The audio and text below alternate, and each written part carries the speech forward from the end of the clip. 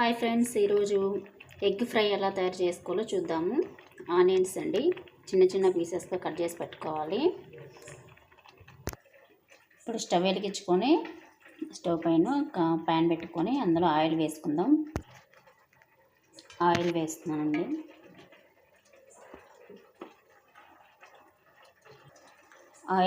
Oil heat ఎక్కిపోయింది. ఇప్పుడు ఆవాలు జీలకర్ర వేసుకోవాలి.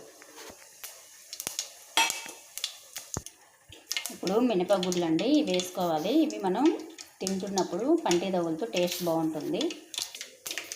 మినపగుళ్ళు వేగిపోయాయండి. ఇప్పుడు పచ్చిమిర్చి ముక్కలు చిన్న చిన్న పీసెస్ కట్ చేసి పెట్టాను, అవి వేసుకోవాలి. కరివేపాకు వేసుకోవాలి. ఇప్పుడు ఆనియన్ పీసెస్ అండి ఇవి వేసేసుకోవాలి. ఈ ఆనియన్ పీసెస్ మొత్తాన్ని ఆయిల్లో వేసినట్టు మంచిగా వీటిని కలుపుకోవాలి. ఇలాగా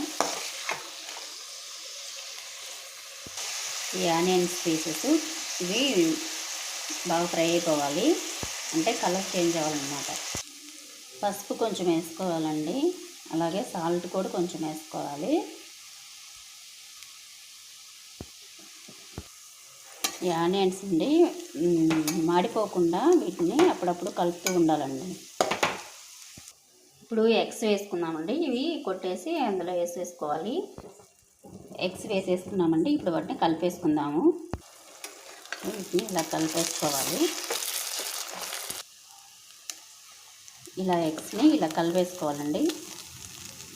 ఇప్పుడు కొంచెం సాల్ట్ వేసుకుందాము. సరిపడే సాల్ట్ వేసుకోవాలి. ఇప్పుడు సాల్ట్ అండి చూసుకొని మీకు ఎంతవరకు పడుతుందో వేసేసుకోండి. అలాగే కారం కూడా వేసుకోవాలి. కారం అండి మనము ఆల్రెడీ పచ్చిమిర్చి వేసాం కదండి. మీకు ఈ కారం ఇంట్రెస్ట్ లేదనుకుంటే ఆ పచ్చిమిర్చినే కారంకి సరిపడా వేసుకోవచ్చు.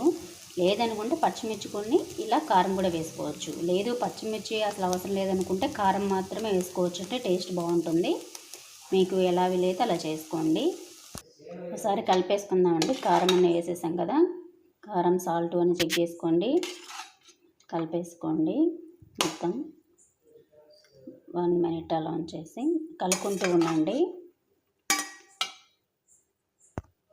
స్టవ్ ఆపేసేయండి. కర్రీ ఇంతేనండి, రెడీ అయిపోయింది. చాలా ఈజీగా రెడీ చేసుకోవచ్చు అండి కర్రీని. చాలా సింపుల్గా అయిపోతుంది కూడా. మన ఛానల్లో బిర్యానీ ఎలా చాలా సింపుల్గా ఈజీగా ఎలా చేసుకోవాలి బిర్యానీని ఒకసారి చెక్ చేయండి. ఉంది పన్నీర్ కర్రీ కూడా అలా ఉందండి. గోంగూర పచ్చడి అలా అన్నీ పెట్టానండి. ఒకసారి చెక్ చేయండి. మన ఛానల్లో అన్నీ నేను చూపించే రెసిపీస్ అన్నీ చాలా ఈజీగా ఉంటాయండి. మీరు ట్రై చేసి చూడండి. ఈ కర్రీ చాలా టేస్ట్గా బాగుంటుందండి. ఒకసారి మీరు ట్రై చేసి చూడండి. బిర్యానీ కూడా చాలా ఈజీగా మన ఇంట్లో ఉండే వస్తువులతోనే ఈజీగా చేసుకోవచ్చు అండి. ఒకసారి ట్రై చేసి చూడండి. ఈ వీడియో కనుక నచ్చితే లైక్ చేయండి, షేర్ చేయండి, సబ్స్క్రైబ్ చేయండి ఫ్రెండ్స్. Thank you friends.